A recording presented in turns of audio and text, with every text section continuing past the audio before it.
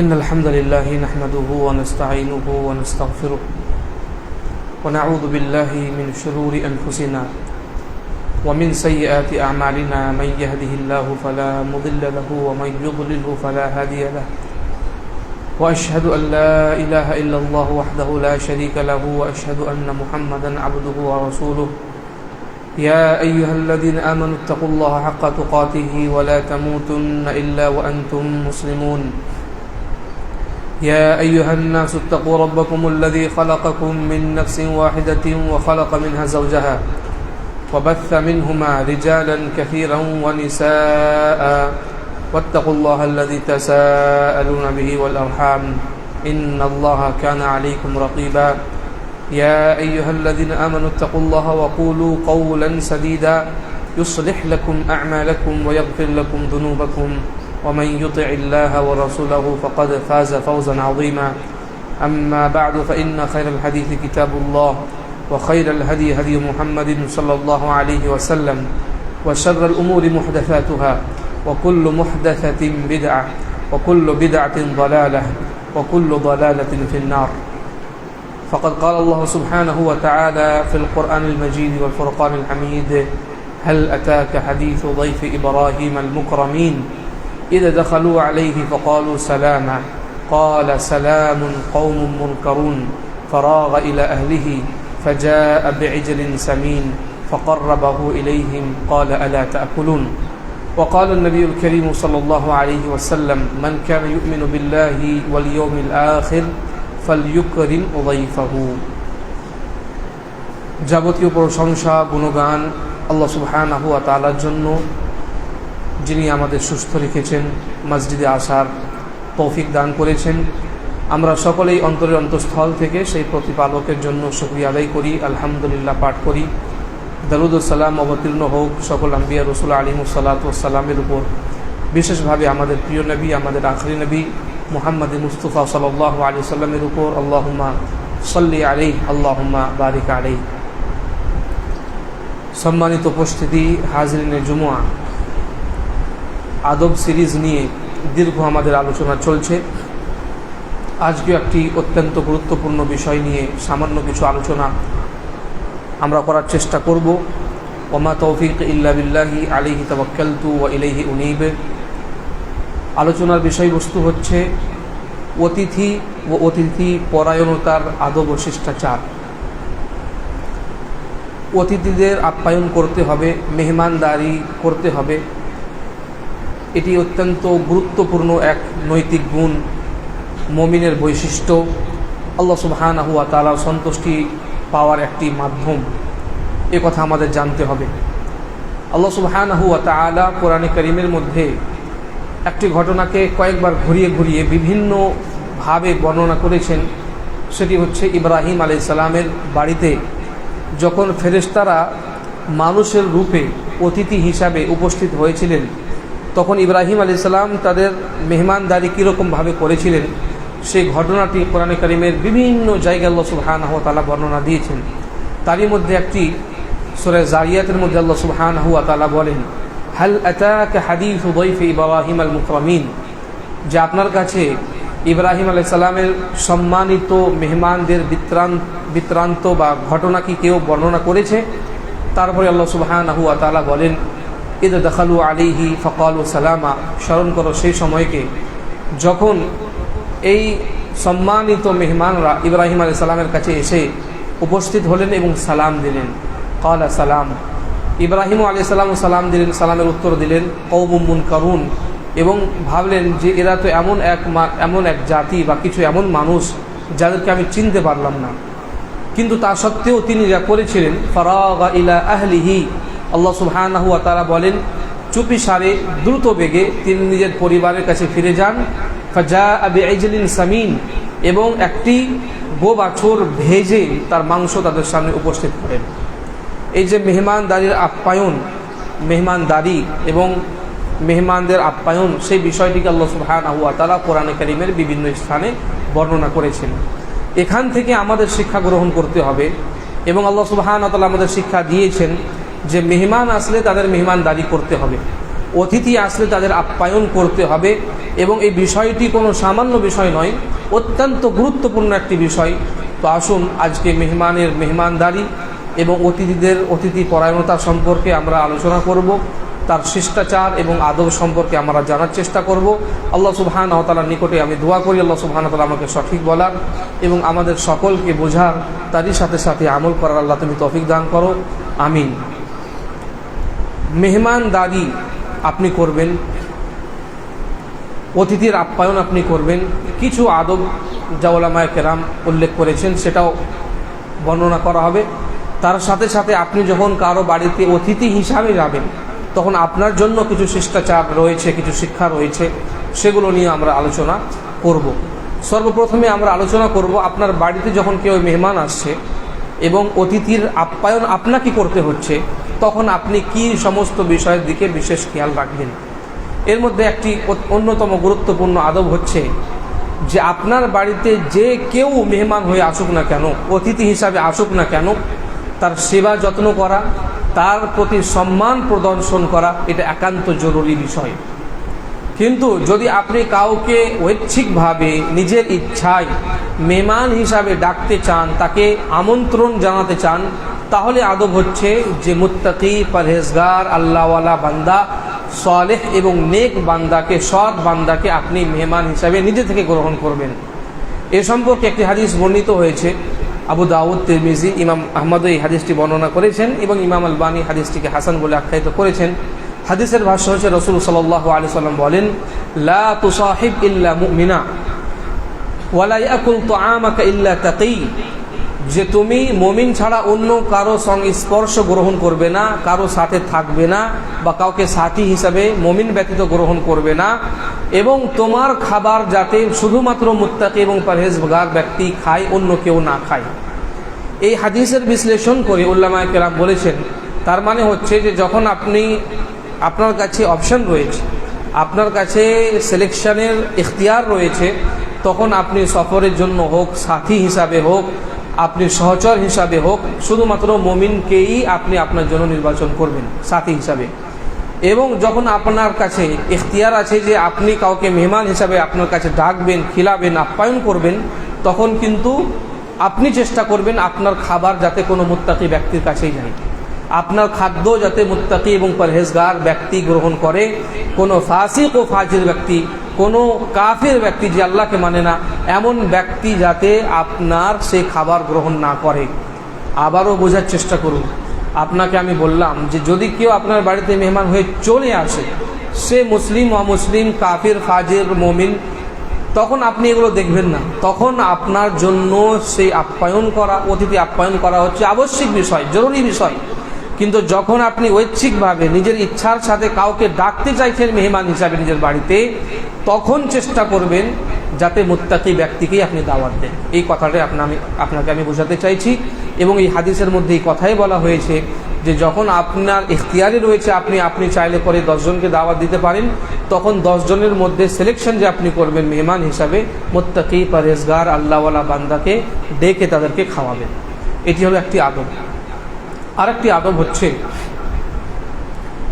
যে যখন আপনি দাওয়াত দিচ্ছেন, তখন মুত্তাকি পরহেজগারের এই বেসে যদি আপনি দাওয়াত দেন, তার জন্য হাদিস রয়েছে।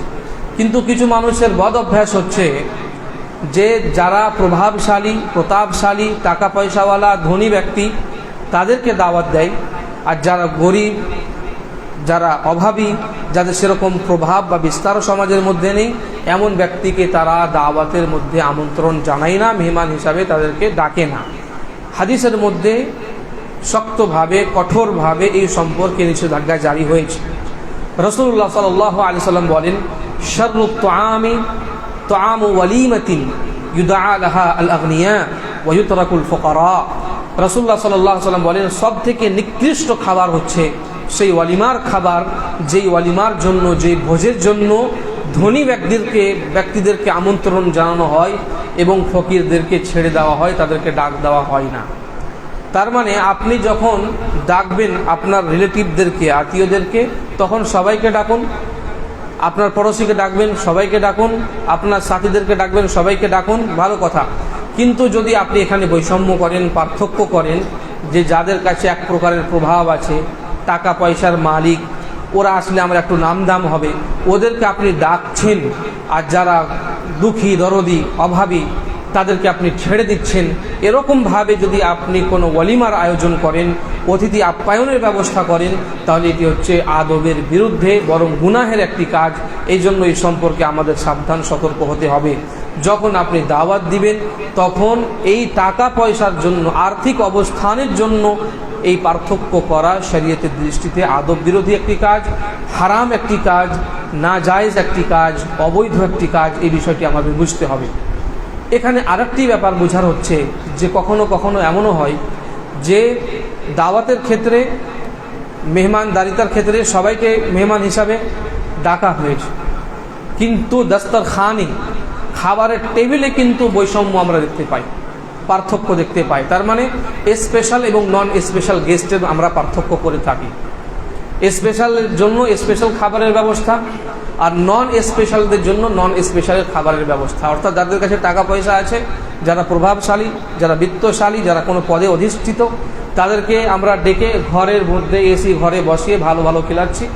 আর জনসাধারণকে তাদেরও আমরা ডেকেছি, গরিবদেরকেও আমরা ডেকেছি, কিন্তু তাদের জন্যই সাদামাটা খাবারের আমরা ব্যবস্থা করে দিয়েছি। এটাও কিন্তু বৈধ নয়, এটাও কিন্তু এক প্রকারের পার্থক্য।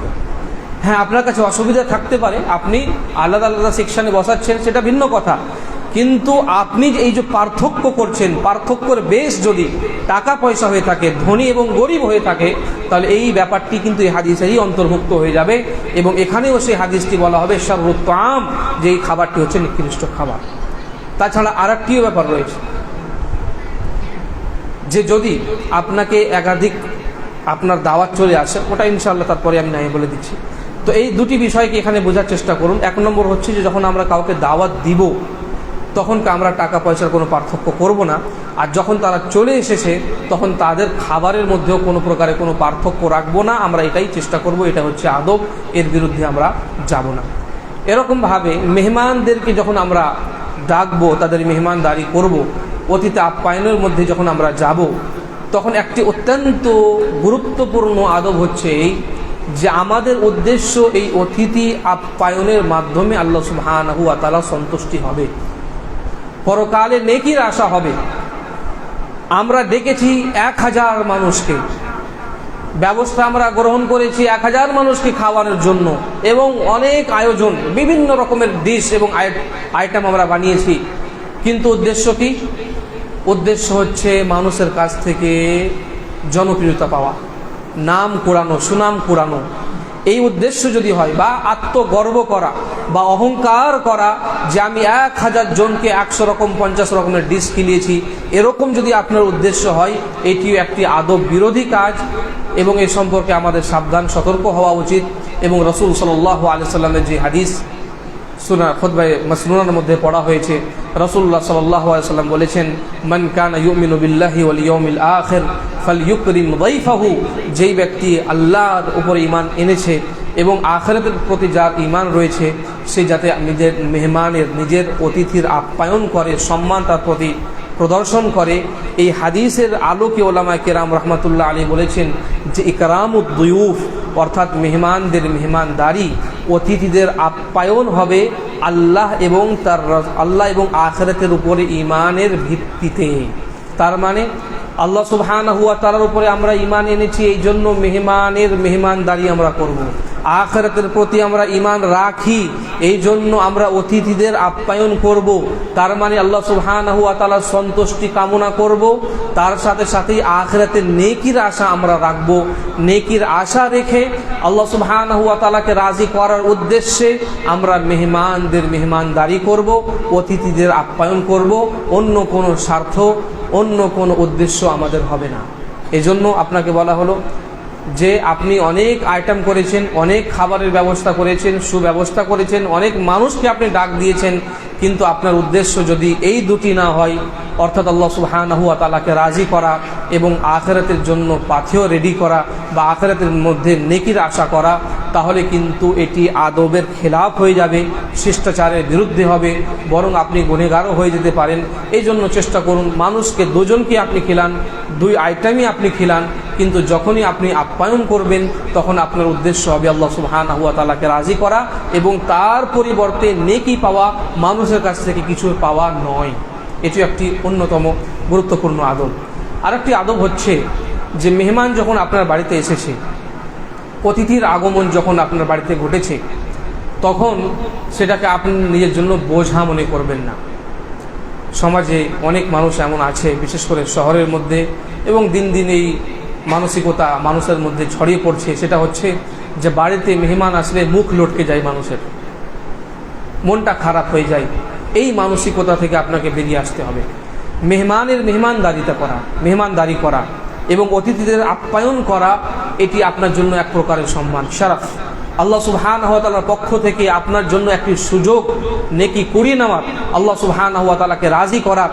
এই জন্য যদি আপনার এরকম মানসিকতা হয় বা আপনার বাড়ির মধ্যে আপনার বিশেষ করে মহিলাদের ক্ষেত্রে দেখা হয় যে একজনের বেশি যদি মেহমান চলে আসে, 2-4 জন মেহমান যদি চলে আসে, তো বাড়ির মহিলাদের মনটা খারাপ হয়ে যায়। এই জন্য যে ব্যবস্থা ওদেরই বেশি গ্রহণ করতে হয়।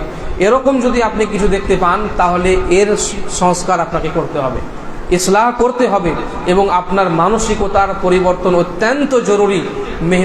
মেহমানদারি করা এটি ঈমানের একটি অংশ, যেমনটা এর আগে হাদিস পড়ে আমি আপনাকে দেখালাম। বরং আমাদের সাহাবা কেরাম রিদওয়ানুল্লাহি আলাইহিম আজমাইনদের থেকে শিক্ষা গ্রহণ করা উচিত, আদর্শ গ্রহণ করা উচিত। তাদের কাছে যখন মেহমান আসতো তারা কীরকম ভাবে তাদের আপ্যায়ন করতেন, মেহমানদারি করতেন, তার একটি মাত্র দৃষ্টান্ত আপনাদের সামনে আমি এখানে উপস্থাপন করছি। একটি আয়াত রয়েছে, আল্লাহ সুবহানাহু ওয়া তাআলা বলেন, ইউথিরুনা আলা আনফুসিহিম ওয়ালাউ কানা বিহিম খাসাসা। এই আয়াতের যখন শানে নুজুল পড়বেন, ব্যাখ্যা পড়বেন, তখন আপনি ঘটনাটি পাবেন। হাদিসের মধ্যে বর্ণিত হয়েছে রাসূলুল্লাহ সাল্লাল্লাহু আলাইহি সাল্লামের নিকটে একদা একজন সাহাবী মেহমান হিসাবে আসেন। রাসূলুল্লাহ সাল্লাল্লাহু আলাইহি সাল্লাম খবর নেওয়ার চেষ্টা করেন, বাড়িতে কারো ঘরে, কোনো স্ত্রীর ঘরে কোনো খাবারের কোনো ব্যবস্থা নেই। রাসূলুল্লাহ সাল্লাল্লাহু আলাইহি সাল্লাম বাধ্য হয়ে সাহাবা কেরামদের মধ্যে ঘোষণা দিলেন যে এই হচ্ছে আমার মেহমান, আমার অতিথি, যাইফুর রাসূল, রাসূলের মেহমান। এই মেহমানকে নিজের মেহমান হিসাবে তোমাদের মধ্যে কে গ্রহণ করবে?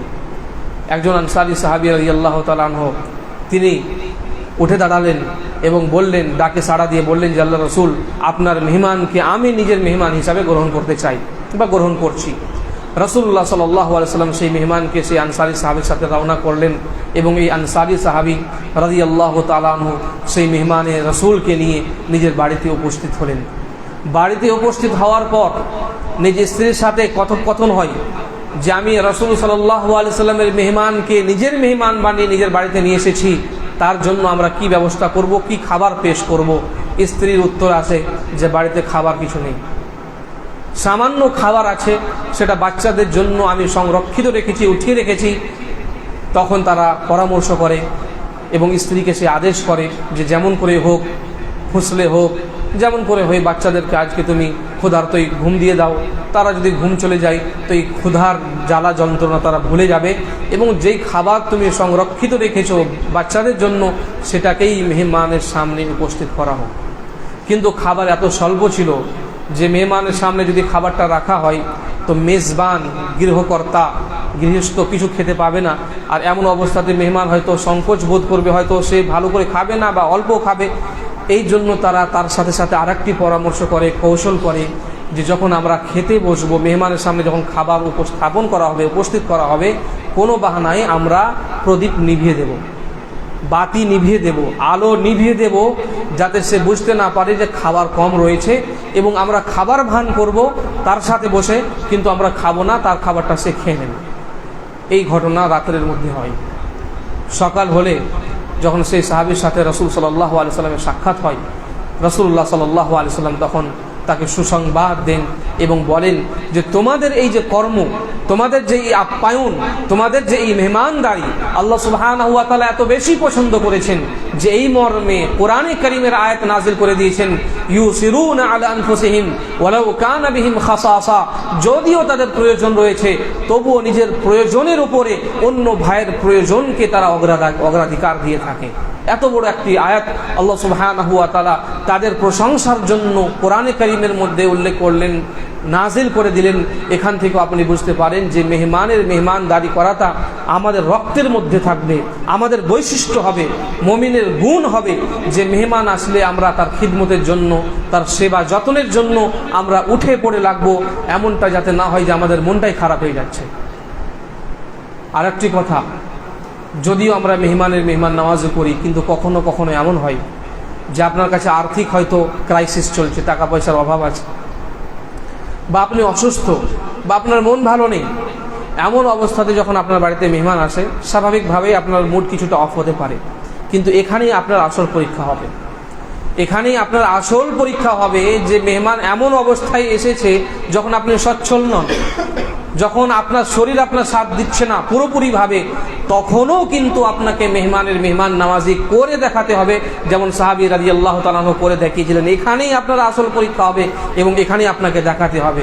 আমাদের মধ্যে অনেকে কি হয়, ভালো শরীর আছে, টাকা পয়সা আছে, দারুণ মেহমান নামাজি আমরা করছি, মেহমানদারি করছি, কিন্তু যখন এরকম অবস্থা নেই তখন আমাদের মেহমানদারিও কিন্তু দুর্বল হয়ে যাচ্ছে, বা আমাদের কথা কর্মের মাধ্যমে এমন কিছু বহিঃপ্রকাশ ঘটছে যেটা মেহমানের জন্য কষ্টের কারণ হয়ে যাচ্ছে। এমনটা যাতে না হয় আপনি যথাসাধ্য, লা ইউকাল্লিফুল্লাহু নাফসান ইল্লা উসআহা, আল্লাহ সুবহানাহু ওয়া তাআলা আপনার ক্ষমতার বাইরে আপনাকে কখনো আপনার উপরে বোঝ চাপান না।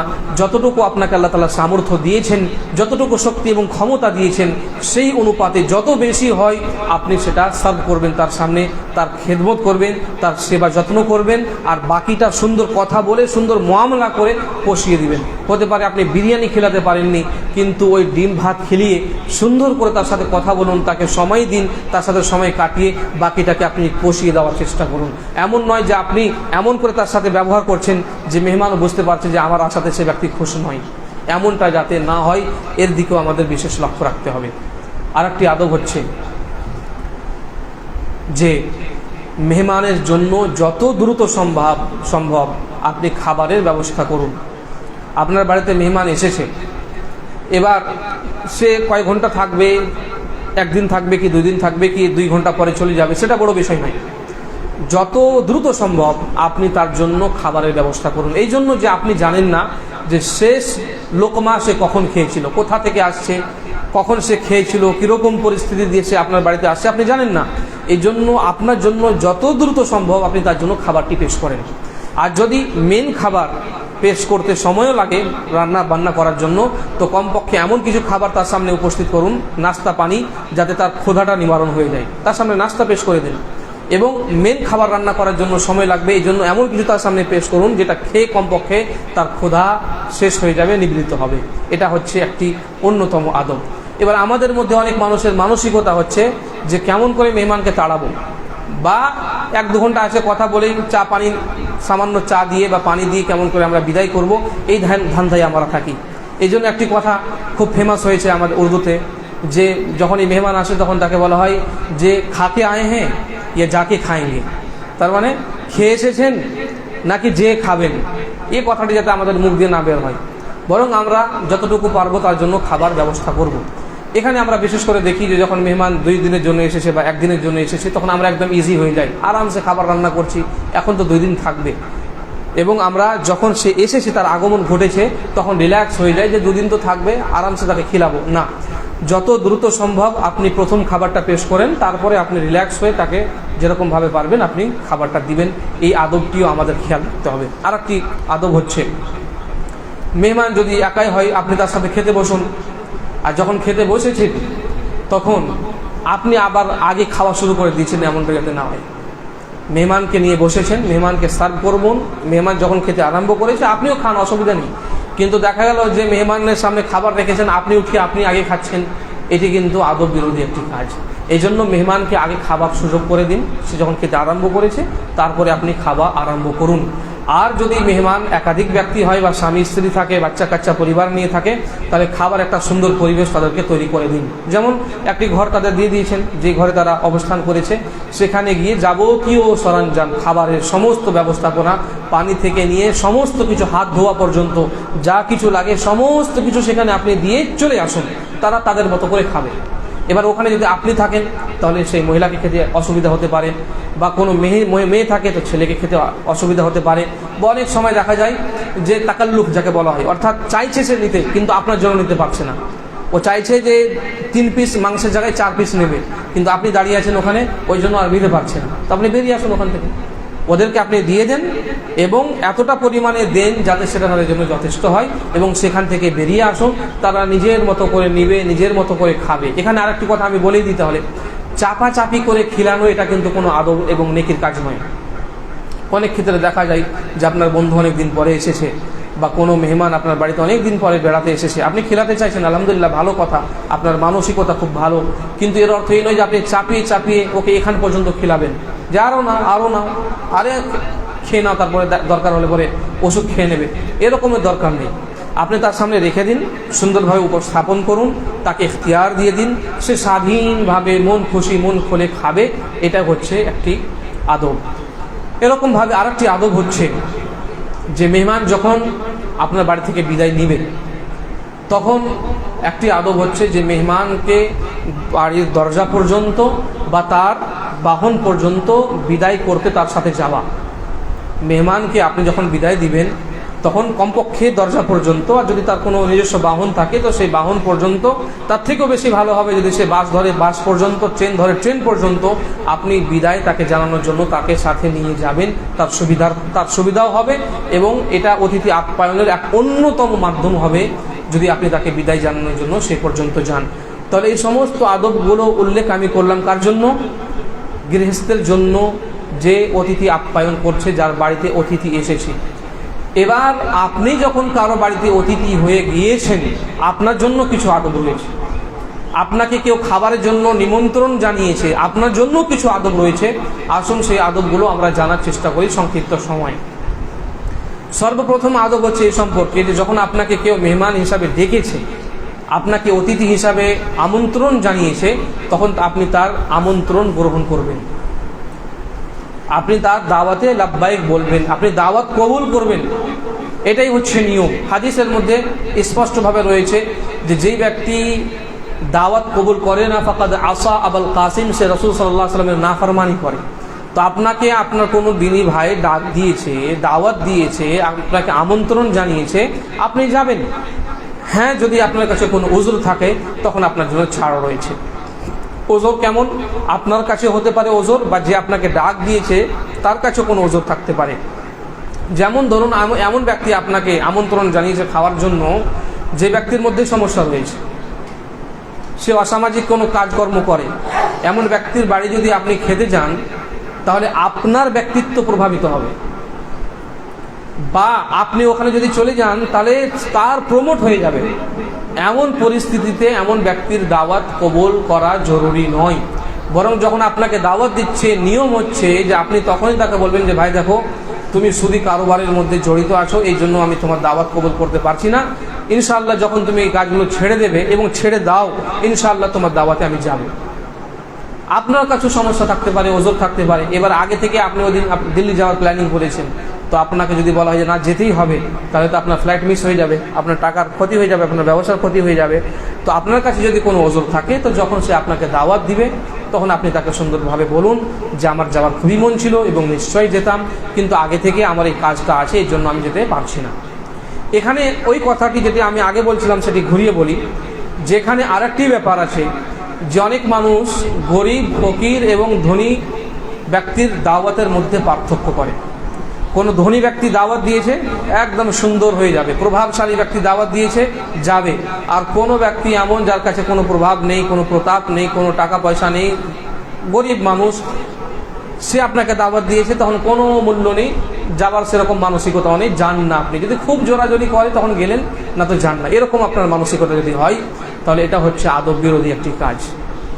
যেরকম এর আগে আমরা বললাম যে যখন আপনি দাওয়াত দিবেন তখন আপনি বৈষম্য করবেন না, আপনাকে যখন দাওয়াত দেওয়া হবে তখনও কিন্তু আপনি এই গরিব আর ধনীর পার্থক্য করবেন না। যে কেউ দাওয়াত দিক না কেন, রাসূল সাল্লাল্লাহু আলাইহি ওয়াসাল্লামকে অমুসলিমরা দাওয়াত দিলেও রাসূল সাল্লাল্লাহু আলাইহি ওয়াসাল্লাম সেই দাওয়াত কবুল করেছেন, এবং এই মর্মে হাদিসও বর্ণিত হয়েছে। এই জন্য আপনাকে যে কেউ দাওয়াত দিক না কেন আপনি সেখানে যাবেন। এবার এখানে আরেকটি ব্যাপার হচ্ছে যে কখনো দাওয়াতের চাপাচাপি হয়ে যায়, তার মানে একদিনে 3টি দাওয়াত এসেছে 3 জায়গায় দিয়ে, তখন আপনি কোথায় যাবেন? আমাদের মধ্যে তখন কি করতে, আমাদের মধ্যে অনেক মানুষ এমন আছে যে তখন আমরা অ্যানালাইসিস শুরু করি যে কোথায় গেলে ভালো হবে, কোথায় আমার বাড়ি থেকে কাছে হচ্ছে, কোথায় খাবার দাবারটা ভালো হবে, জমে উঠবে, সেখানে আমরা যাই, বাকিগুলোকে আমরা ছেড়ে দিই। এটা নিয়ম নয়। নিয়ম হচ্ছে যে আপনাকে আগে ডেকেছে সেখানেই আপনাকে যেতে হবে, যদিও শুধুমাত্র সেখানে আপনি গোশ ভাত খেতে পান। আর যে পরে ডেকেছে, দেখা গেল যে ওখানে বিরিয়ানির সাথে অনেক আইটেম আছে, তবু আপনি সেখানে যাবেন না, ওখানেই যাবেন যে আপনাকে প্রথমে ডেকেছে। হ্যাঁ, যদি যারা পরে ডেকেছে সেখানে যাওয়ার সাথে যদি কোনো বড় কল্যাণ সংশ্লিষ্ট হয়, সম্পর্কিত হয়, তাহলে আপনি যাবেন। বা না যাওয়ার কারণে বড় ধরনের কোনো ফাসাদ হতে পারে, তখন আপনি প্রথম ব্যক্তির কাছ থেকে অনুমতি নিয়ে নেবেন যে তোমার কাছেই যাওয়ার আমি সিদ্ধান্ত গ্রহণ করেছিলাম, কিন্তু আমারই বংশে একজন মানুষ দাওয়াত দিয়েছে আমাকে, ওখানে না গেলে আবার আমাকে খারাপ মনে করবে, বিভিন্ন রকমের কথা হতে পারে, এই জন্য ভাই ইনশাআল্লাহ অন্য কোনো উপলক্ষে তোমার কাছে যাব, কিন্তু আজকে আমাকে ছাড় দাও, এরকম করে আপনাকে অনুমতি নিয়ে নিতে হবে। তাহলে এখানেও বৈষম্য চলবে না ধনী এবং গরিবের মাধ্যমে। এবং একাধিক দাওয়াত থাকলে পরে আপনি প্রথম যে আপনাকে দাওয়াত দিয়েছে, আমন্ত্রণ জানিয়েছে, তার কাছে আপনি মেহমান হিসাবে যাবেন। এরকমভাবে গুরুত্বপূর্ণ একটি আদব, যে সম্পর্কে আমাদের মধ্যে অনেক কমতি এবং ঘাটতি আমরা দেখে থাকি এবং আমাদের জন্য অনেক বড় একটি দোষণীয় বিষয়, সেটি হচ্ছে যে যেখানে আপনাকে দাওয়াত দেওয়া হয়েছে, খাবারের জন্য আপনাকে ডাকা হয়েছে, সময়ের আগে যাবেন না, আর খাওয়া দাওয়া হয়ে যাওয়ার পরে আড্ডা মেরে বসবেন না। এর গুরুত্ব কত বেশি আপনাকে আমি এই কথা থেকে বোঝাতে চাই যে এই মর্মে কোরআনে কারীমের মধ্যে আয়াত অবতীর্ণ হয়েছে। আল্লাহ সুবহানাহু ওয়া তাআলা সূরা আহজাবের মধ্যে বলেন, ইয়া আইয়ুহাল্লাযীনা আমানু লা তাদখুলু বুয়ুতান নাবিয়্যি ইল্লা আন ইউযানা লাকুম ইলা তাআমিন গায়রা নাযিরিনা ইনাহ ওয়ালাকিন ইযা দুঈতুম ফাদখুলু ফাইযা তু'ইনতুম ফান্তাশিরু ওয়ালা মুস্তাআনিসিনা লিহাদীস ইন্না যালিকুম কানা ইউযিন নাবিয়্যা ফায়াস্তাহি মিনকুম ওয়াল্লাহু লা ইয়াস্তাহি মিনাল হক। এর প্রেক্ষাপটে একটি ঘটনা বর্ণনা করা হয়েছে যে সাহাবা কেরাম রিদওয়ানুল্লাহি আলাইহিম আজমাইন যখন রাসূল সাল্লাল্লাহু আলাইহি ওয়াসাল্লামের ঘরে দাওয়াত খেতে আসতেন, তখন কিছু কিছু সাহাবা কেরামের মধ্যে কিছু কিছু ব্যক্তি তারা বসে আলোচনা করতে আরম্ভ করতেন, যার কারণে রাসূল সাল্লাল্লাহু আলাইহি ওয়াসাল্লাম অত্যন্ত কষ্ট পেতেন। এবং এই কথা আপনাকে বুঝতে হবে, আপনার যদি সেন্স থাকে তাহলে আপনিও বুঝতে পারবেন যে আপনার বাড়িতে যখন মেহমান আসে, মেহমানদের খেলানোর পরেও কিন্তু অনেক কাজ থেকে যায়। যেমন আপনাকে খেতে হবে, আপনার বাড়ির মহিলাদেরকে খেতে হবে, বিভিন্ন রকমের ব্যবস্থা থাকে। এবার 4 জন এসে এমন আলোচনা শুরু করেছে, এমন আড্ডা শুরু করেছে যে মনে হচ্ছে যে আর শেষ হবে না। তখন কিন্তু যে গৃহস্থ তার কিন্তু অনেক বেশি অসুবিধা হয়ে যায়। এই জন্য এই মর্মে কোরআনে কারীমের মধ্যে আয়াত অবতীর্ণ হয়েছে এবং সাহাবা কেরামদের সেই ঘটনাকে উল্লেখ করে, যেহেতু রাসূল সাল্লাল্লাহু আলাইহি ওয়াসাল্লাম তাদেরকে সংকোচ বোধের কারণে কিছু বলতে পারতেন না, তো আল্লাহ সুবহানাহু ওয়া তাআলা স্বয়ং বলছেন সাহাবা কেরামদেরকে, লা তাদখুলু বুয়ুতান নবী ইল্লা ইউযানা লাকুম ইলা তাআমিন গায়রা নাযিরিনা ইনাহ, যে তোমরা নবীর ঘরে গৃহে ততক্ষণ পর্যন্ত প্রবেশ করবে না যতক্ষণ পর্যন্ত তোমাদের খাবারের জন্য ডাক না দেওয়া হবে। মানে আগে থেকেই গিয়ে উপস্থিত, খাবার রান্নাই চলছে, আগে থেকে গিয়ে উপস্থিত, এরকম যাতে না হয়। ফাইদা তু'ইনতুম, যখন তোমরা খেয়ে ফেলবে, ফান্তাশিরু, ছড়িয়ে পড়ো, চলে যাও সেখান থেকে। ওয়ালা মুস্তানিসিনা লিহাদিস, কথা বলাই মশগুল হয়ে সেখানে তোমরা বসে যাবে না, আড্ডা দেবে না। কে বলছেন? আল্লাহ সুবহানাহু ওয়া তাআলা বলছেন। এবং আল্লাহ তাআলা বলছেন, ইন্না যালিকুম কানা ইউযিন নবী, এই বিষয়টি নবী সাল্লাল্লাহু আলাইহি সাল্লামকে কষ্ট দেয়। ফায়াস্তাহি মিনকুম, কিন্তু লজ্জার কারণে, সংকোচের কারণে রাসূল সাল্লাল্লাহু আলাইহি সাল্লাম তোমাদেরকে কিছু বলতে পারেন না। ওয়ালা, কিন্তু আল্লাহ সুবহানাহু ওয়া তাআলা এই সমস্ত ব্যাপারে, হক বর্ণনার ব্যাপারে সংকোচ করেন না, লজ্জা করেন না। এই জন্য এই বিষয়টি সম্পর্কে তোমাদেরকে আল্লাহ সুবহানাহু ওয়া তাআলা মুতানাব্বি করছেন, তোমাদের সাবধান সতর্ক করছেন। তাহলে কোরআনে কারীমের মধ্যে এই সম্পর্কে যখন আয়াত অবতীর্ণ হয়ে গিয়েছে, তাহলে আমাদেরকেও এই সম্পর্কে সাবধান সতর্ক হতে হবে। এবার দেখা গেল যে আমরা আলোচনা করতেই পারি, বা আপনি আলোচনা করতেই পারেন তাদের বাড়িতে, কিন্তু যেখানে খেতে বসেছেন সেখান থেকে উঠে যান এবং আপনার সেই বন্ধুর কাছে আপনি অনুমতি নেন। সে হয়তো আপনাকে বলবে যে এই ঘর থেকে ওই ঘরে চলে যাও, এই বারান্দাতে চলে যাও, ওখানে গিয়ে আলোচনা করো, আলোচনা করুন। 10 জন বন্ধু অনেকদিন পরে একত্রিত হয়েছেন, আলোচনার দরকার আছে, কথা বলুন, কোনো অসুবিধা নেই। কিন্তু ওখানেই বসে গিয়েছেন, বাড়ির ভিতরেই বসে গিয়েছেন, সেই সেকশনে বসার কারণে হতে পারে বাড়ির মানুষদের অসুবিধা হবে। আদব হচ্ছে সময়ের আগে যাবেন না, আর সময় যখন খাওয়া হয়ে গেছে তারপরে আপনি সেখান থেকে প্রস্থান হবেন, সেখান থেকে উঠে চলে যাবেন। গুরুত্বপূর্ণ একটি আদব যার উল্লেখ এখন করা হলো। এরকমভাবে আরও বিভিন্ন আদব রয়েছে। দ্বিতীয় খুতবাতে আমি বলছি। বারাকাল্লাহু লানা ওয়া লাকুম ফিল কুরআনিল আযীম ওয়া নাফা'নি ওয়া ইয়্যাকুম বিল আয়াতি ওয়াদ যিকরিল হাকীম ইন্নাহু তাআলা জাওয়াদুন কারীমুম মালিকুম বারুর রাউফুর রহিম।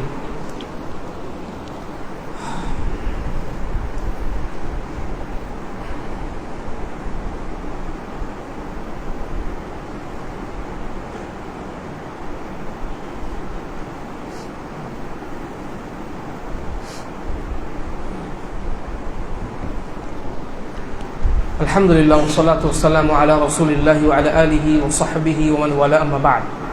কারো বাড়ি আপনি মেহমান হয়ে গিয়েছেন, আদব হচ্ছে 3 দিনের বেশি থাকবেন না। কারো বাড়ি আপনি মেহমান হিসাবে উপস্থিত হয়েছেন, আপনি 3 দিন পর্যন্ত থাকুন মেহমান হয়ে, কোনো অসুবিধা নেই, কিন্তু 3 দিনের অতিরিক্ত সেখানে থাকবেন না। এই মর্মে হাদিস বর্ণিত হয়েছে। রাসূলুল্লাহ সাল্লাল্লাহু আলাইহি ওয়াসাল্লাম বলেন, আদ-দিয়াফাতু সালাসাতু আইয়াম, যে জিয়াফত মেহমানদারি 3 দিন পর্যন্ত চলবে। এই জন্য আপনি 3 দিন পর্যন্ত থাকবেন, তার বেশি থাকবেন না। হ্যাঁ, যদি তারা থাকার জন্য আপনাকে বারবার বলে এবং তাদের কথা থেকে বোঝা যায় যে শুধু বলার কারণে তারা বলছে না যে বলতে হয়, বরং তারা চাইছে আসলে যে আপনি থাকুন, তাহলে আপনি থাকতে পারেন, অসুবিধা নেই। হাদিস থেকে ওটা প্রমাণ পাওয়া যায়। কিন্তু আদব হচ্ছে 3 দিনের বেশি কারো বাড়িতে আপনি থাকবেন না, তার আগে আপনি চলে যাবেন। এটি হচ্ছে আদব। আদব হচ্ছে যে যখন আপনি মেহমানের বাড়ি থেকে বিদায় নিচ্ছেন তখন মুখ ফুলিয়ে বিদায় নেবেন না। হয়তো খাবারের মধ্যে, আপনার আপ্যায়নের মধ্যে কিছু কমতি ঘাটতি থাকতেই পারে। হতে পারে খাবারের মধ্যে লবণ ছিল না, হতে পারে খাবারটা পড়ে গিয়েছিল, বা আপনি যেরকম আশা করে এসেছিলেন সেরকম খাবার আপনার আপ্যায়নে উপস্থিত করা হয়নি। এই জন্য আপনি যখন যাচ্ছেন মনটা খুব খারাপ, মুখটা ফুলিয়ে যাচ্ছেন। এরকম যাতে না হয়, সন্তুষ্ট হয়ে যান। সে যতটুকু পেরেছে, তার জন্য সম্ভব ছিল, সে করেছে। এবার আপনার উচিত হচ্ছে আপনি যখন যাবেন প্রাণ ভরে তাকে দোয়া দিয়ে, খুশি হয়ে, সন্তুষ্ট হয়ে আপনি সেখান থেকে বের হবেন। এমন নয় যে মুখটা থেকে দেখে বোঝা যাচ্ছে যে আপনি অসন্তুষ্ট হয়ে যাচ্ছেন। এটা কিন্তু আপনার উদারতার বিরুদ্ধের প্রমাণ। আপনি মনটাকে উদার করুন এবং যা হয়েছে সেটাকে বাদ দিয়ে সুন্দরভাবে সেখান থেকে বিদায় নেন। এবং আপনাকে যেমন আমি বললাম যে দোয়া দিয়ে তাকে বিদায় দিবেন। এটি একটি অন্যতম আদব, যে আদবের আমরা খেয়াল করি না। সেখানে গেলাম, খুব ভালো খেলামও, পেট ভরে খেলাম, আর আসার সময় খালি প্রশংসা করছি যে খাবারটা খুবই সুন্দর হয়েছে, তুমি আমাদের বাড়িতে এসো। কিন্তু আদব হচ্ছে যে আপনি সেখানে দোয়া দিন। দোয়াটা কি দিবেন? বিভিন্ন দোয়া বর্ণিত হয়েছে।